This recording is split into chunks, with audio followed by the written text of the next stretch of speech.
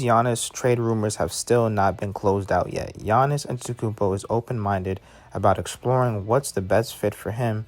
Is it in Milwaukee or outside of Milwaukee? This process includes seeing what can the Bucks do to elevate this team's next several weeks. Let's get into the video. We have this draft period here. We have free agency period coming up next week. We have trade period coming up during all of that.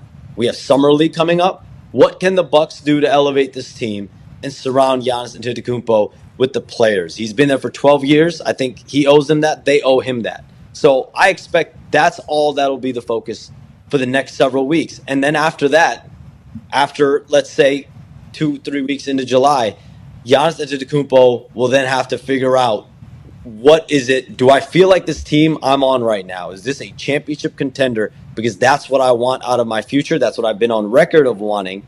Or is it just too comfortable for him? And potentially, loyalty is the factor and the key that the Bucks are obviously playing on. But, one thing I will say about Giannis Antetokounmpo, Pat, he signed 2 extensions in Milwaukee. Both times, no one knew about it. I didn't report on it until it was actually signed. So this is someone that always keeps things close to the vest. This is someone that always does things in quiet.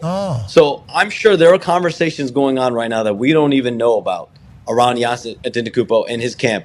And I guess when there's going to be something to talk about, or maybe not something to talk about, we'll have something more definitive to talk about. But until then, I think the focus right now is what can Milwaukee do to make this team better.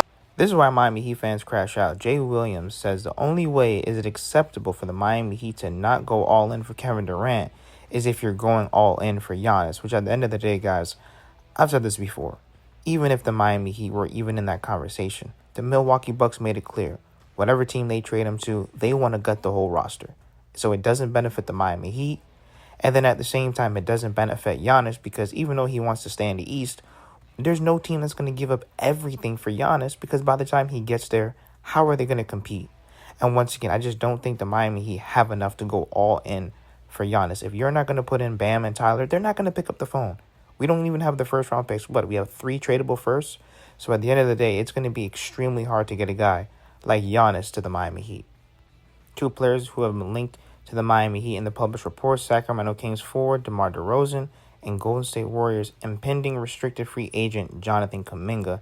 At the end of the day, I think they're both great options. It's unfortunate the Miami Heat always have to go for these C and D options after they fail to get the star. Once again, DeMar DeRozan, he's been linked to the Miami Heat for a while. I'm cool if it's for a Terry Rozier swap. I mean, with Kuminga, if you have Kuminga, Bam, and Tyler, where does that really get you? I mean, don't get me wrong. I think Kuminga's very talented, and I think they've been holding him back in Golden State. He should have been in the deal instead of Wiggins if that's the case. But once again, I don't see these 2 guys necessarily helping us win a championship. They don't really move the needle for me. Once again, how far is Jonathan Kuminga, Bam, and Tyler really going to get you? But let's get into some of these other possibilities of the Sacramento Kings trading with the Miami Heat. If I'm the Kings, and again, the Heat, that was one of Kevin Durant's destinations, so they thought they had a bit of leverage. I believe the Rockets were another destination that he was at least interested in as well. It's just hard to keep up with KD. But if I'm the Kings, I'm saying, look, man, if we lose, we're not purposely taking it all. But if you're saying you're trying to give up Duncan Robinson and Haywood Highsmith and some seconds for DeMar DeRozan, I'm not doing that. The Miami Heat have expressed interest in Sacramento Kings guard Malik Monk. I think he would be a great 6-man off the bench. He has a great relationship with Bam Adebayo, but this is the interesting thing about the Kings. It really seems as if they're going to blow up the whole team. They're looking at trading possibly Malik Monk, Devin Carter, also too Zach LaVine. Could he be moved? DeMar DeRozan, Sabonis. If they're going to blow up the team, the Sacramento Kings is going to be a great team to make a deal with. The Sacramento Kings have reportedly been shopping Malik Monk and Devin Carter on the trade market. The Kings have expressed a desire to acquire the first-round pick in the 2025 NBA Draft. League sources told Hoops Hype. So guys, I understand everyone's upset about not getting Kevin Durant. We've missed out on so many different stars. Bradley Beal, Damian Lillard, Donovan Mitchell, Kevin Durant 3 times, and the list goes on, and I understand. But at this point, all we can do is build around our young core, make sure that we're putting players around Bam and Tyler that maximize them and actually focuses on their weaknesses. We need more scorers, shooting, playmaking. We're going to need another backup big.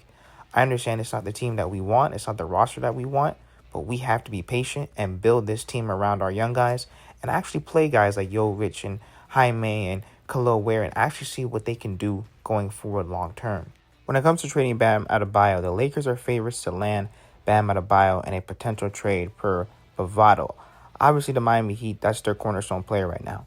But one thing I'll say about Bam, if they don't start building this team around Bam, if they don't unleash Bam, if they don't start going out and getting his friends like how he wants, listen, Bam could ask out. And I wouldn't blame him because this team, this front office, it's been absolute foolishness what they've been doing.